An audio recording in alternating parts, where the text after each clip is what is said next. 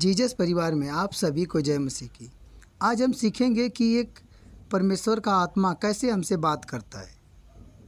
प्रभु ने कहा, अगर हम भजन संहिता के 40 अध्याय 10 वचन को पढ़ते हैं, चुप हो जाओ और जान लो कि मैं ही तुम्हारा परमेश्वर हूँ। भाइयों और बहनों, आज की दुनिया में शोर से भरी है। जो आज की इस समय की दुनिया है, मन का शोर, चिंता का शोर, दुनिया की आवाज़ें, हर कोई बोल रहा है पर कोई सुन नहीं रहा है। इतना शोर है, अपने अंदर की आवाज़ इतनी है। पर परमेश्वर आज हमसे कह रहा है, चुप हो जाओ और जान लो कि मैं ही तुम्हारा परमेश्वर हूँ। यानी जब सब कुछ बोलना बंद हो जाए तब आत्मा बोलती है। जब मन स्थिर हो जाए तब परमेश्वर प्रकट होता है। और जब परमेश्वर प्रकट होता है तो सारे मुश्किलों का हल मिलता है। चुप रहना कमजोरी नहीं है, आत्मिक शक्ति है। दुनिया सोचती है कि चुप रहना हार है। अगर हमसे कोई कुछ बोल रहा है तो सोचती है दुनिया कि हम हार गए हैं अगर हम चुप हैं तो। पर आत्मा कहती है, जब तुम चुप रहते हो तब परमेश्वर तुम्हारे लिए बोलता है। जैसे कि मूसा समुद्र के किनारे खड़ा था, पीछे मिस्री सेना, आगे लाल समुंदर। लोग चिल्ला रहे थे, हम मर जाएंगे। पर मूसा बोला, डरो मत, स्थिर रहो और देखो यहोवा तुम्हारे लिए क्या करेगा। और जैसे ही वह स्थिर हुआ, परमेश्वर उससे बोला। क्योंकि मूसा का हृदय शांत था और लोग चिल्ला रहे थे, मूसा स्थिर था, उसका हृदय स्थिर था। तब उसने परमेश्वर की आवाज़ सुनी। परमेश्वर ने कहा, मूसा अपना हाथ बढ़ा और लाठी से मार, और समुद्र 2 भागों में बँट गया। क्योंकि जब मन चुप हुआ तब परमेश्वर ने बोला। जहाँ घबराहट थी वहाँ आत्मिक स्थिरता ने चमत्कार कर दिया। जब हम घबराहट में होते हैं तो हम कभी नहीं समझ पाते परमेश्वर की आवाज़ को। हम जल्दीबाजी में परमेश्वर को भूल जाते हैं। चुप रहना आत्मा की उपस्थिति का द्वार है।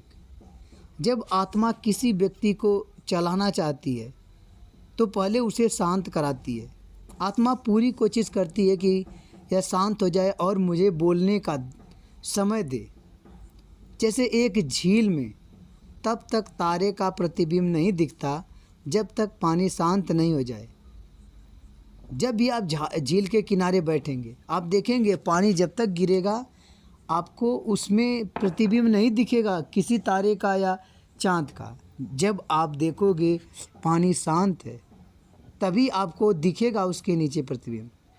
वैसे ही परमेश्वर का चेहरा है तुम्हारी आत्मा में तब दिखेगा जब तुम्हारे भीतर का तूफान रुक जाएगा, तुम्हारे अंदर की चिल्लाहट रुक जाएगी।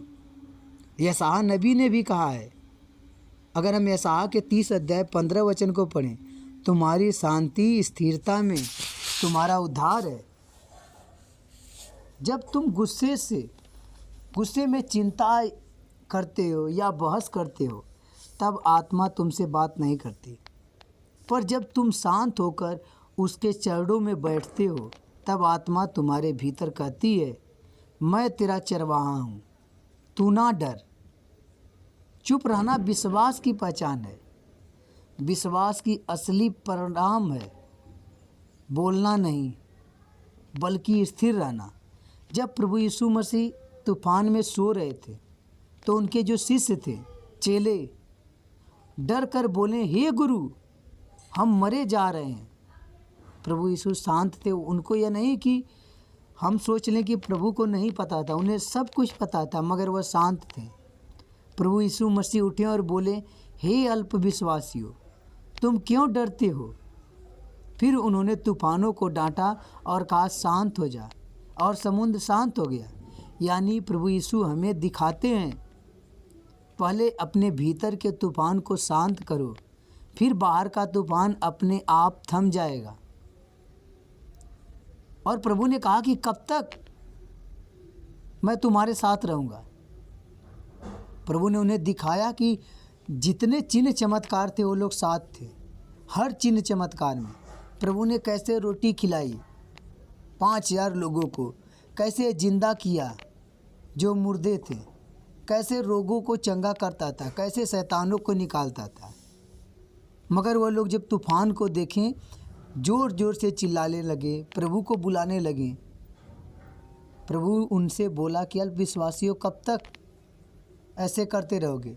प्रभु का कहने का मतलब ये नहीं था, उन्हें बता रहा था कि तुम डांटे होते। अगर आज आप एक विश्वासी हो, अगर आप डांटते हो तूफान को तो वह रुक जाएगा। जिस तरह से उन्होंने प्रभु को चिल्लाया। जब हम प्रभु को बुलाते हैं और प्रभु हमसे उम्मीद करता है कि तू बोल, हर एक में परमेश्वर ने सामर्थ्य दी है दुखों से आज़ाद होने का, बीमारियों से छुटकारा पाने का। परमेश्वर हमारी मुंह की तरफ देखता है। वह भी चाहता है कि हम बोलें, वो चाहता है कि हम कहें और वो हमारे सामने से बीमारियां, दुख, तकलीफ़ें जाए। जिस तरह से उसके चेले नहीं बोलते थे, प्रभु को बुला रहे थे। आत्मिक जीवन में यह वचन कैसे हम अपने लागू कर सकते हैं? हमें सबसे पहले मौन रहना है। कुछ मत बोलो, बस कहो, प्रभु मैं तेरे सामने चुप हूँ, और अनुभव करो कि एक गहरी शांति तुम्हारे भीतर उतर रही है। जब तुम्हारे भीतर एक गहरी शांति उतरेगी, आपको महसूस होगी। जब आप प्रार्थना करने जाओ, वचन पर ध्यान करो। हर दिन एक पद लेकर उस पर सोचो, इसमें परमेश्वर मुझे क्या कह रहा है। उस पर समझो कि क्या मुझसे बात करना चाह रहा है। शोर से दूर रहो। कभी कभी परमेश्वर तुम्हारी प्रार्थना में उत्तर नहीं देता, क्योंकि तुम सुनने की जगह बोलते बहुत हो। इसलिए रुक जाओ, चुप रहो और आत्मा को बोलने के लिए समय दो। जैसे कि एक सेवक था जो हमेशा प्रार्थना करता था, प्रभु मुझसे बोल, पर सालों तक उसे कोई उत्तर नहीं मिला। एक दिन वह थक कर चुप बैठ गया और उसी मौन में उसने महसूस किया कि उसके भीतर कोई कह रहा है कुछ। मैं हमेशा तेरे साथ था, बस तू सुन नहीं रहा था। परमेश्वर उससे बोल रहा था। वह रो पड़ा और उसी दिन से उसके प्रचार में सामर्थ आ गई, क्योंकि वह बोलता नहीं था, आत्मा उसके भीतर से बोलती थी। हालेलुया। भाइयों और बहनों, अगर तुम्हारा मन टूटा है, अगर जीवन में शोर है, रुक जाओ, अपने मन को शांत करो। क्योंकि जब तुम चुप रहोगे तब आत्मा बोलेगी, मैं यहाँ हूँ। जब तुम स्थिर रहोगे तब तुम्हारे अंदर आत्मा का युद्ध लड़ेगा, तब आत्मा तुम्हारे लिए लड़ेगी। जब आत्मा बोलती है, परमेश्वर की आवाज़ को पहचानना। एक राजा के 19 अध्याय 11 और 12 वचन को अगर हम पढ़ते हैं तो लिखा है, और देखो यहोवा वहाँ से होकर जाने वाला था। यहोवा के आगे एक बड़ी प्रचंड आँधी आई, पर यहोवा आँधी में न था। फिर भूकंप हुआ, पर यहोवा भूकंप में भी न था। फिर आग आई, पर यहोवा आग में भी न था। और आग के बाद एक धीमी सी सरसराहट हुई। यह वचन हमें सिखाता है कि परमेश्वर हमेशा शोर में नहीं बोलता, बल्कि अक्सर शांति की धीमी सरसराहट में अपनी उपस्थिति प्रकट करता है। हम सोचते हैं कि जब कोई चमत्कार होगा, जब कोई तेज घटना घटेगी, तब परमेश्वर बोलेगा।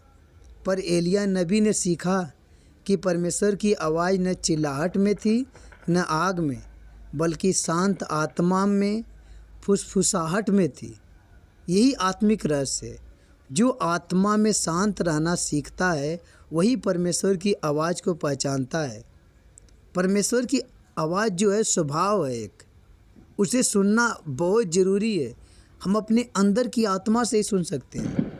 जब हम अपने आप को शांत करेंगे, वह संसार की तरह ऊंची आवाज़ में नहीं बोलता, वह मन के भीतर धीरे से कहता है, मत डर, मैं तेरे संग हूँ। वह दंड के शब्दों में नहीं, प्रेम के स्पर्श में बोलता है। कई बार जब तुम रो रहे होते हो और कोई समझाने वाला नहीं होता, तब आत्मा के भीतर से एक शांति उठती है।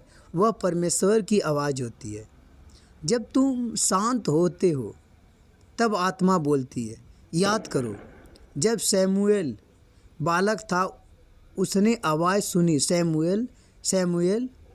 पहले उसने समझा कि एली पुकार रहा है, पर बाद में एली ने कहा, जब फिर आवाज़ सुनो तो कहना, बोल हे प्रभु, तेरा दास सुन रहा है। और उसी क्षण परमेश्वर ने उससे बात की। देखो शमूएल न दौड़ा न बोला, बस सुनने के लिए तैयार हुआ।